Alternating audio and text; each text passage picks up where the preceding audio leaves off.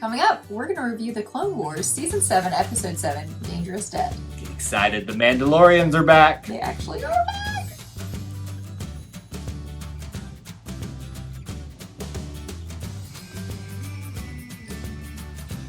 Welcome back to Eye to Eye, Disney Through Our Eyes. I'm Kyle. And I'm Jessica. And it's time to review another edition of the Clone Wars. This is Season 7, Episode 7, Dangerous Debt.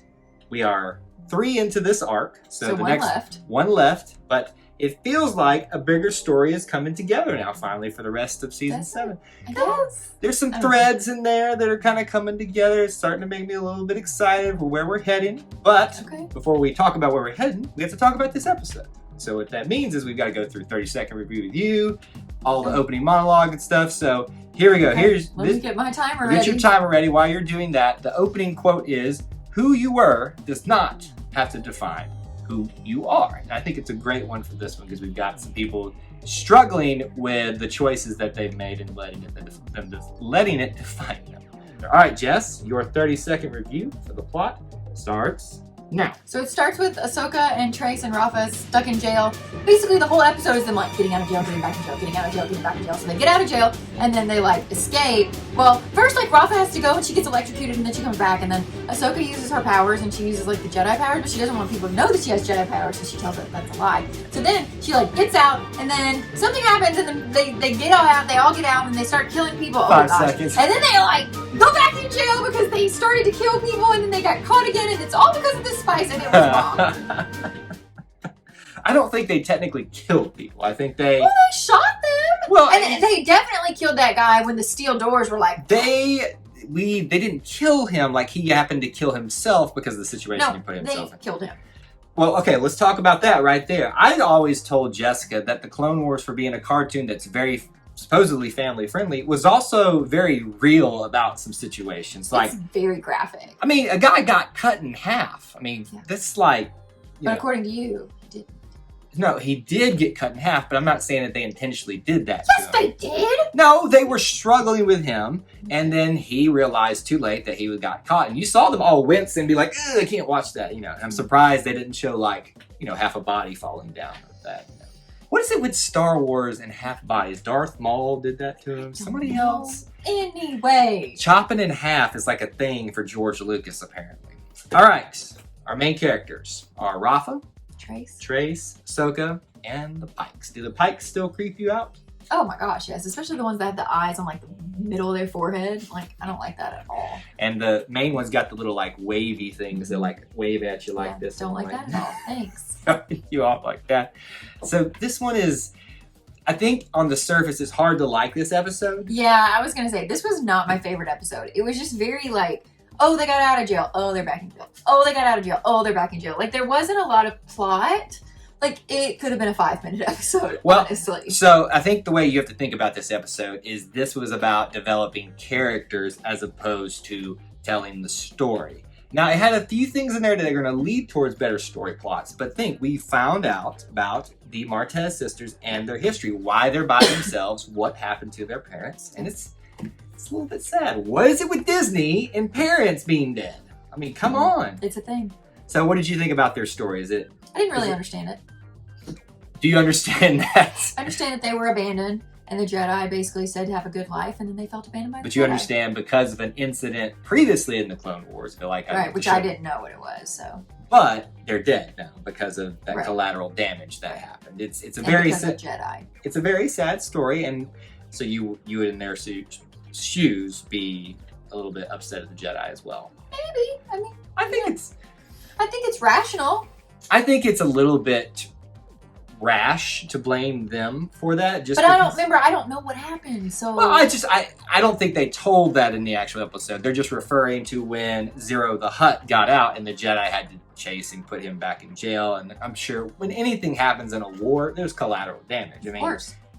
That's just what happens. Sometimes bad things happen to good people. My thing is, I think it shows a lot about the difference between Trace and Rafa. And whereas I kind of started liking Rafa more last episode, I dislike her a lot more now because she's just, she's awful. She's awful. I mean, she was going to leave Ahsoka behind, when they ran across the bridge and Ahsoka didn't make it, they were like, no, we'll just leave her. That was Rafa's plan. Right. Rafa's kind of the reason they're in all this mess anyway. Right. Rafa didn't want Trace to get her own ship back. Like, everything. Rafa is evil. I don't like her at all.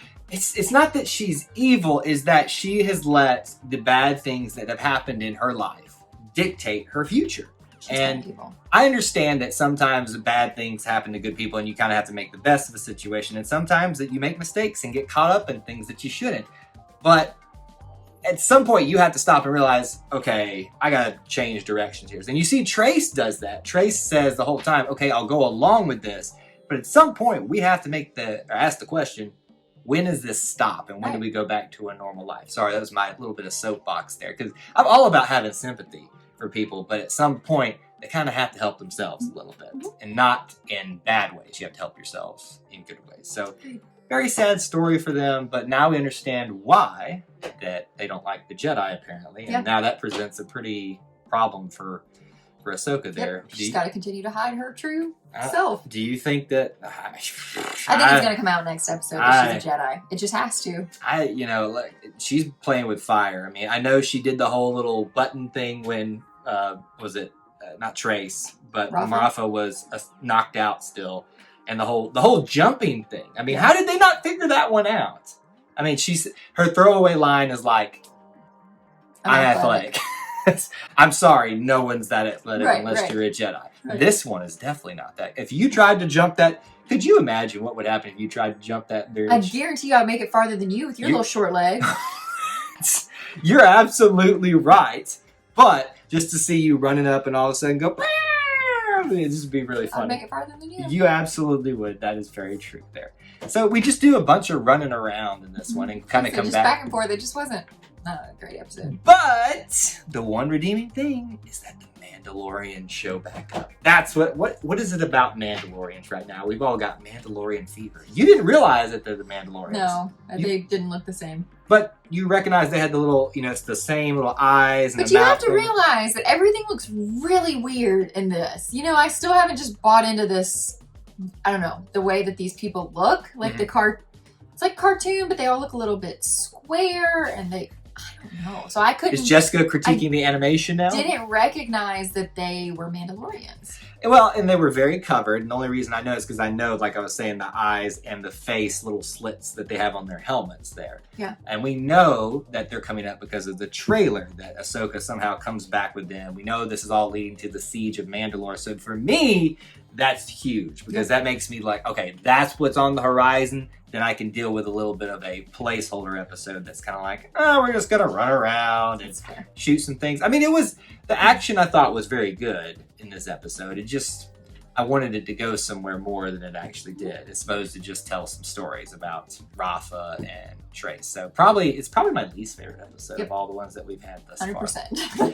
All right, our big questions for this episode, Jessica. What is your big question? So obviously, I'm concerned about Ahsoka being a Jedi and how much longer is she going to be able to hide this from them. Personally, I think this is going to come out next episode, but I'm just curious about how she's going to hide being a Jedi from Trace and Rafa. Do you think there's any way that she keeps it hidden, or at least only one of them finds out? Maybe she tells... I mean, for sure. I think she could tell Trace and they could work together to keep it from Rafa because Rafa is the unreasonable, irrational one. But do you think maybe Rafa could be the only one that knows and somehow she tries to not tell her sister Trace to protect her? I don't know about that.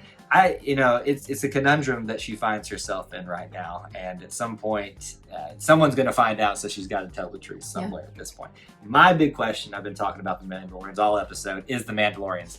I think, and this, I guess it's a question and a comment at the same time, I wonder if the Mandalorians are now going to break them out of jail. Maybe. I hope that they're not just like, hey, here we are, we'll be in the later episodes. I hope they're actually actively going to break them out in the last episode of this arc. Because I love me some Mandalorians. Who doesn't? Maybe Baby Yoda comes in and does I don't think so. That's too far-fetched. Oh, come on. No, okay, this is too... Baby Yoda wouldn't... He wouldn't be existing. No, remember, he was like 200 years old, I think. No, 50 years old. Anyway. We're crossing shows here at this point. That's our big questions for this episode for Dangerous Debt. We want to know from you what you thought about the episode and your big questions in the comments below. And make sure you vote in our poll as well. What else should they do? If you haven't already, please be sure to like and subscribe to our channel and turn on the notification bell so you don't miss any of our content. And that's all we have for you on this edition of Eye to Eye. But until we assemble again, May the force be with you. and we'll see you real soon. Bye, guys. That's your stomach? Yes, I'm very hungry. That's why I want to do this video. Point where you Just cut it. start over. No, it's fine. It's fine. Just sit right here. Cut. You doing the... You got so many weird people these days.